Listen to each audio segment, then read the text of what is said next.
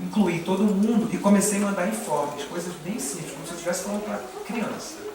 Colega, você sabe que se você deixar a sua janelinha aberta, pode entrar um bichinho. Eu comecei assim, com uma linguagem bem rudimentar mesmo.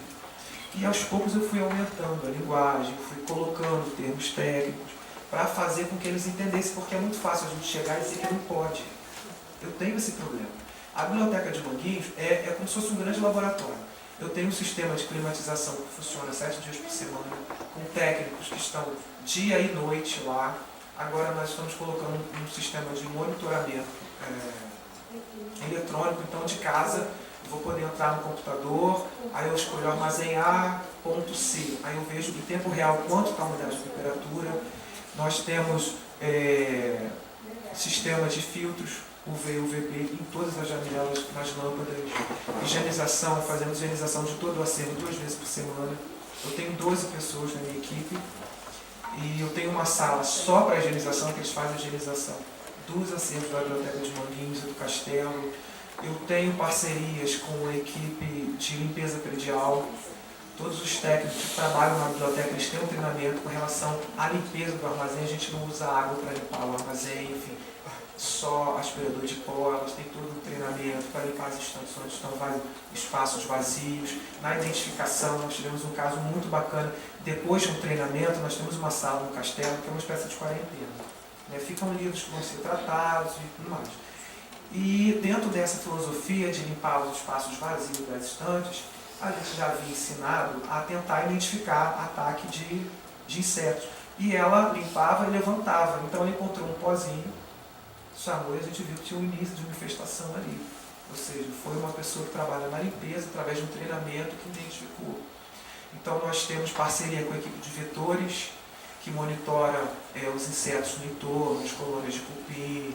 Temos barreira química em volta do edifício, então o bichinho vai lá, vê a barreira, volta. A limpeza predial, com a questão das calhas, do telhado, com a equipe da limpeza do prédio, enfim, da jardinagem. Então, se eu tenho uma árvore que está muito próxima à biblioteca, eu peço para cortar, para podar, enfim.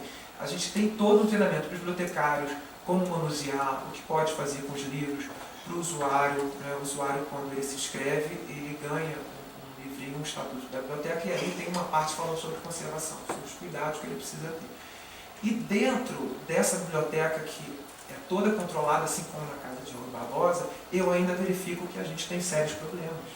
Porque você tem que lidar com uma série de questões, tem que lidar com um colega que você diz que não pode se alimentar, e ele, tudo bem, depois você passa, ele está lá comendo escondido. De um colega que está sentindo muito frio, aí quer ligar para o técnico do ar-condicionado e pedir para aumentar a temperatura. Então, por isso que eu digo que esse trabalho é um trabalho mesmo de conscientização. Porque senão a conservação preventiva ela fica banalizada. Porque a gente diz que já tem conservação preventiva, que estamos dentro de todos os parâmetros adequados, mas na verdade não estamos. Porque eu tenho um colega que está se alimentando, eu tenho outro que pede para mudar a temperatura, enfim. Então, eu decidi agir de uma outra forma, através da educação.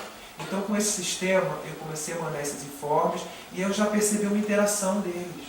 Porque os danos à biblioteca são comuns. É claro que, respeitando a especificidade de cada estado, como eu falei, o inseto, a radiação, é comum. Então, eles começaram a responder. Às vezes, um colega mandava, olha, eu tenho uma dúvida aqui, eu tenho uns livros que eles estão meio amarelados. Então, aí a gente pensou, bom, mas tá embaixo da luz, tem marca, tem algum livro em cima, está marcado. Enfim, aí outros começaram a responder, olha, eu também tenho esse problema. E a gente foi vendo que eles começaram a ter uma conscientização maior. Porque eles começaram a entender que essa responsabilidade não era minha, era deles. E aí sim, depois desse processo, eu comecei a visitar as bibliotecas. E assim, foi muito gratificante, foi muito bacana. Quando eu fui a Brasília, eu peguei 2 dias para ficar lá e eu fiquei um dia. Porque quando eu cheguei, a bibliotecária começou a me falar. Diante de tudo que ela havia recebido, aí eu sentei, a gente conversou, aí eu nem precisei falar nada. Ela disse, olha, aqui a gente tem uma filosofia, um prédio de aproveitamento da luminosidade do dia para evitar gastos. Então, o prédio todo é espelhado, inclusive da biblioteca. ela me disse, olha, essas janelas aqui, nós temos persianas e a orientação era que ficassem abertas. Eu já falei para o meu diretor que a gente não pode deixar aberta por conta da radiação, né? Então ela já via as estantes, não tinha mais livro na parte de cima, estava embaixo por conta da proteção. No último, na última prateleira não tinha livro para evitar, e ela já começou a dizer que o usuário não se alimentava, que ela não se alimentava, que água era permitido, contanto que tivesse um recipiente fechado. Então aquilo foi muito gratificante, porque ela aceitou aquilo como uma responsabilidade dela e facilita o meu trabalho. Porque as pessoas começam a entender. Agora eu percebo quando tem uma obra, quando tem um evento, todo mundo me comunica, fala comigo. Na biblioteca de obra rara a gente dá uma atenção especial porque a gente tem obras super relevantes, né? E a chefe da biblioteca de obras raras, ela fez essa especialização em conservação. E é muito bacana porque o tratamento é outro. Quando você tem o chefe de uma biblioteca que entende essas necessidades, e ainda assim a gente tem uma relação ótima, porque, por exemplo, estamos tendo uma exposição lá sobre insetos, e a Maria Cláudia entende dessa questão, e ela, olha, Marcelo, eu acho que a questão da temperatura não está muito bacana, a gente tem monitorado, está um pouquinho acima, então, é bom você vir dar uma olhada, porque os livros já estão expostos há um mês, e eu sei que essa exposição, ela precisa ocorrer por um período determinado, então você precisa analisar se é necessário que a gente mude a página ou troque esse livro por outro, né, porque tem um período determinado que um livro pode ficar exposto. Então, assim, essa relação é muito melhor, porque as pessoas passam a entender que essa responsabilidade é dele. E aí, o não, ele é muito mais claro. Porque quando eu digo, não pode fazer isso, as pessoas não querem saber. Agora, quando eu explico por que não pode fazer, elas aceitam e elas entendem. Então, a partir do momento que elas entendem dessa necessidade, elas começam a trabalhar de uma forma mais efetiva e, consequentemente, facilita muito o meu trabalho. Né? Nós estamos agora, acabamos de publicar uma política de preservação, estamos pensando no nosso gerenciamento de risco para as bibliotecas, né? Porque a minha parte, a minha coordenação é só dos acervos bibliográficos. Então, todos os outros acervos é com a COC. Então, a gente agora está nesse processo de criar as nossas políticas específicas para exposição, para manuseio, para tratamento, mas essa questão já está muito facilitada. Então eu acho que é isso, a conservação preventiva, ela não pode ser banalizada. E eu gostaria muito, depois que você tivesse a oportunidade de falar, porque para a gente entender também como funciona essa questão, porque assim, tem vários exemplos de bibliotecas que foram salvas graças ao empenho de profissionais, assim, né? Que a gente sabe que as instituições, como a Cláudia Carvalho falou, nós estamos num período complicado, né, de administração pública, que nem sempre que a gente precisa, enfim, nem sempre a gente tem o que precisa, mas eu acho que a sorte é que temos profissionais que dedicam suas vidas e sua formação na preservação, na segurança de acervos, e era essa a provocação, digamos assim, que eu queria deixar para vocês, porque a Ingrid falou sobre a conservação preventiva, a importância da conservação preventiva, a Cláudia Carvalho veio com outro panorama, né, que é uma instituição onde a conservação preventiva é efetivamente aplicada de forma minuciosa e de forma preciosa, né? A gente vê que cada detalhe ali é respeitado, né? É um nível de detalhamento e um nível de trabalho muito grande, né? Então, e do outro lado, essa questão das instituições que realmente não dão importância para a preservação. Eu vejo muitas instituições que estão querendo elaborar planos de gerenciamento de risco, né, mas a questão da preservação fica de lado, porque nós temos, teoricamente, uma conservação preventiva que não é conservação preventiva.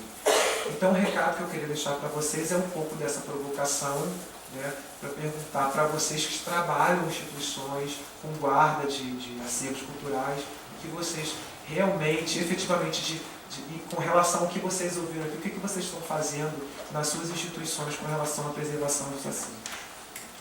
Obrigado.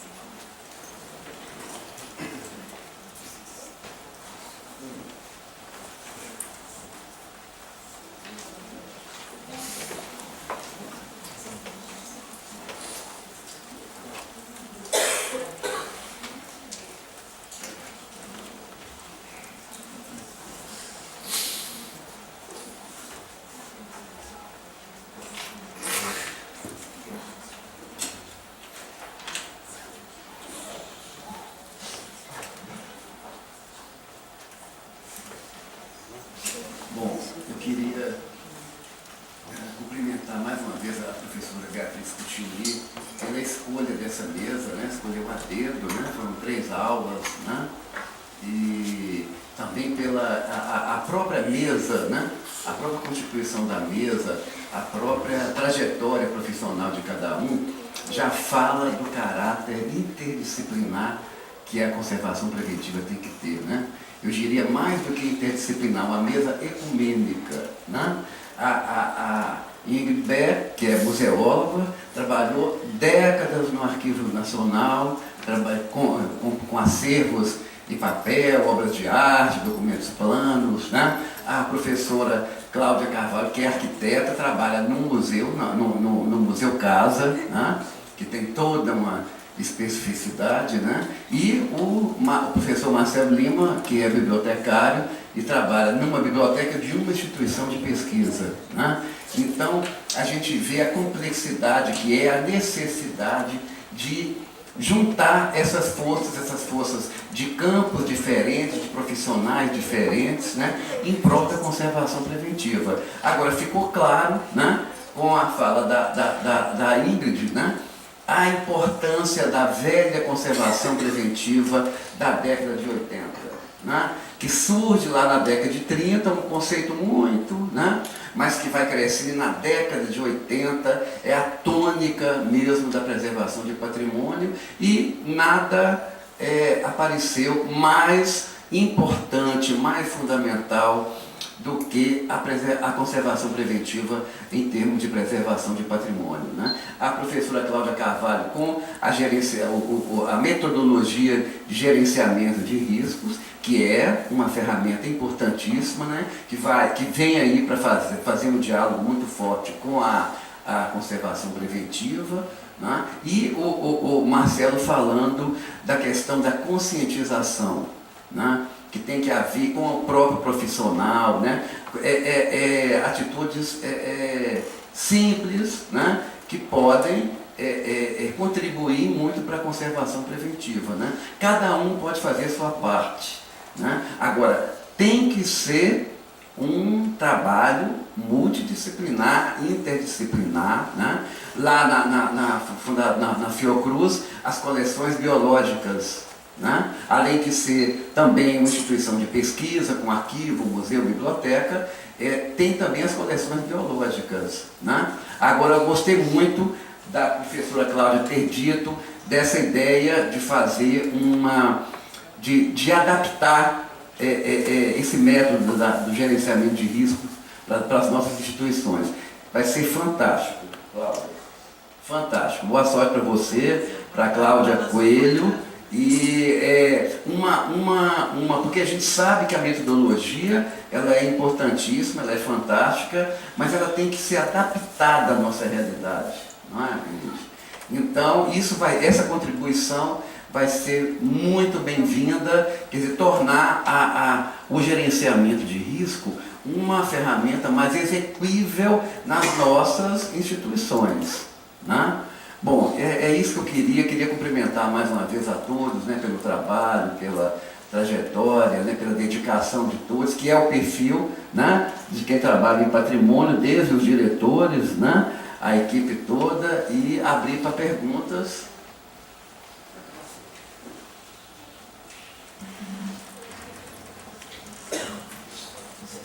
Eu acho que assim as pessoas ficam menos tímidas.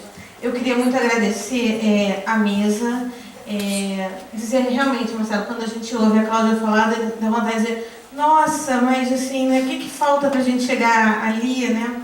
E dizer, professora, que às vezes o que acontece nas instituições é que, primeiro, as instituições têm que entender que o mais importante são as pessoas que trabalham nas instituições e que o trabalho precisa ser continuado e as experiências têm que ser continuadas.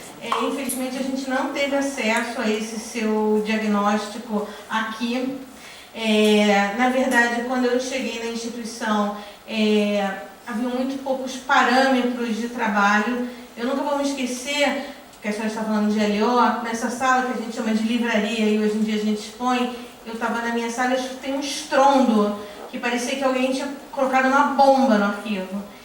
Colocaram ali LOs molhadas, úmidas, o cupim de terreno arrebentou a parede de concreto para cair de boca no salmão da vida dele, que era o papel úmido. E aí eu fui descobrir que essa instituição tinha cupim de terreno, que come concreto, desde 1992, e é um pouco o que a Cláudia falou, assim, a gente tem milhões de vontades, né, de o que é mais importante, definir uma política de gestão de documentos na prefeitura, definir como vai trabalhar o prédio, ou tratar do cupim de terreno, que pode comer o concreto inteiro da instituição. Então eu fui tratar do cupim de terreno. E aquela coisa, vinham as firmas nos contar, então foi muito passo a passo do que fazer, né? Que às vezes, se você tem tudo isso normatizado e institucionalizado nos órgãos, independente se a gente vai estar aqui ou não, a gente vai tentar continuar com os trabalhos. Então, o que a gente fez especificamente com as LOs, se aumentou muito o acervo, porque o acervo original que está na Secretaria de Urbanismo está num estado muito ruim. Então, a gente vem trazendo documentos para cá, dentro de um padrão, e a gente vem tratando essa documentação, enfim, não nesse diagnóstico. A Jorge um pouco vai falar amanhã como a gente vem fazendo, mas para você me entender, assim, com todas as alterações urbanas que nós tivemos nos 2 últimos governos, Eduardo Paes, você tinha uma enxurrada de empreiteiras procurando pelas licenças de obras em Irajá e não encontravam